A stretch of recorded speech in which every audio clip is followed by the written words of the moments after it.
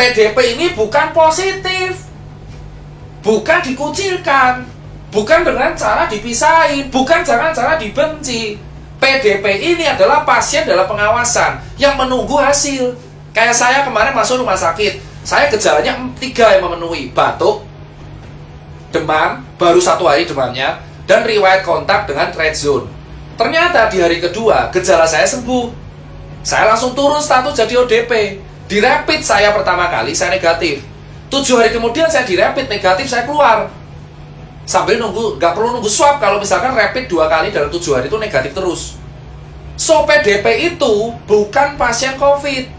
PDP adalah pasien dalam pengawasan yang gejalanya mirip COVID, tetapi tesnya belum keluar atau tesnya pun negatif. Maka dinamakan PDP. Lah terus kenapa harus dikarantina? Ya karena tesnya belum keluar. Kalau tesnya udah keluar, ya kalau tesnya udah keluar dan negatif, dia keluar di rumah sakit. Contoh kayak Wisma Atlet. Tadi dokter TNI dari Wisma Atlet mengatakan ke saya, kalau misalkan PDP ini udah sembuh, negatif semua, dia keluar suruh karantina mandiri di rumah, jaga-jaga tidak menularkan. Ini PDP. So kalau ada kemarin masyarakat pemberitaan ODP ditolak, ODP diusir, PDP diusir, itu memalukan. Itu memalukan, itu bukan pasien positif. OTG pun dia positif tapi gak ada gejala. Mereka akan aman kalau dikarantina mandiri. Nah kalian sebagai warga itu harusnya membantu, ngasih makan tiap hari, diorderin Gojek, nanti ditransfer. Jangan malah diusir. Nah terus siapa Mas Tirta yang harus dikarantina di rumah sakit? Yakni pasien yang tegak positif COVID dan bergejala. So kalau ada berita, Mas, teman saya positif COVID kok disuruh pulang? Karena nggak ada gejala. That's the meaning of carrier or OTG. So dia dikarantina mandiri di rumah karena nggak ada gejala. Kalau orang-orang yang nggak ada gejala dan positif COVID dikarantina di rumah sakit, ya tempatnya malah jadi penuh. Rumah sakit itu untuk orang triase merah, untuk orang triase merah yang bergejala dan PDP kuning yang bergejala, sehingga mereka harus disembuhin dahulu.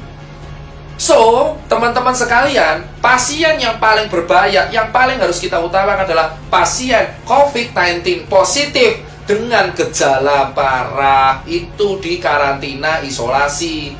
So, yang dikarantina berarti ada 2 di rumah sakit, yaitu PDP, yaitu pasien bergejala tapi belum tegak diagnosanya COVID karena gejalanya doang, karena hasil belum keluar, dan pasien yang tegak COVID dengan gejala.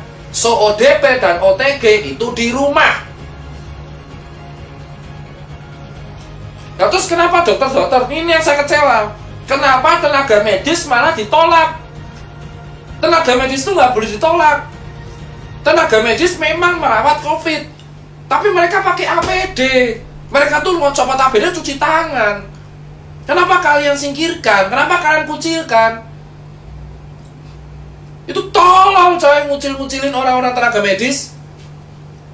Dia manusia, dia itu penyelamat. Di Cina, orang tenaga medis masuk ke rumah dikasih bunga, dikasih surat. Di sini ada orang curhat tiap hari, pasti ada. Dokter nangis karena dikucilin lingkungannya. Diusir dari kosan. Diusir dari kosan. Mereka ini statusnya dokter, itu ODP.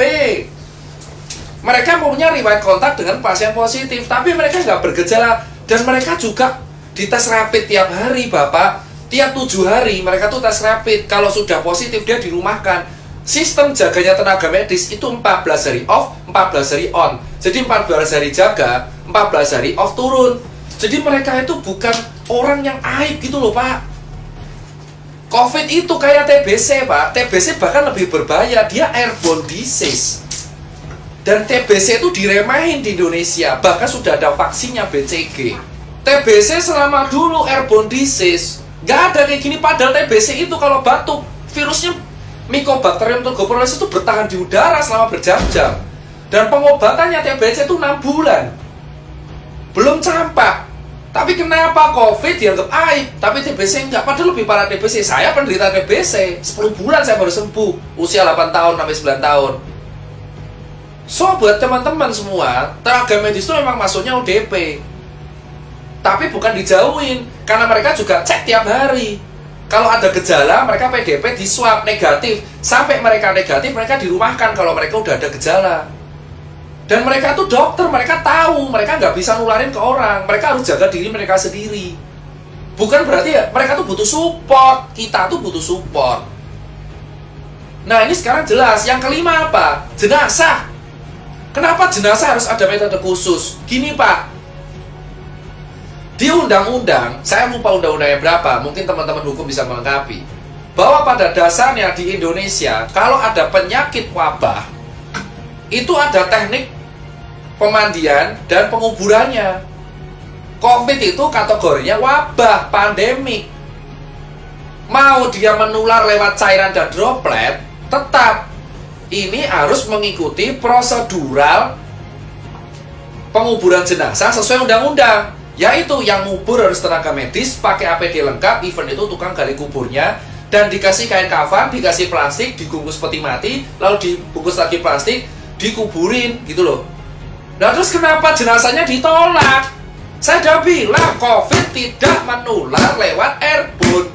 Kalau di udara bebas, COVID menular lewat airborne kalau kena tindakan yang aerosol di mulut 3 jam doang, itu pun di rumah sakit biasanya.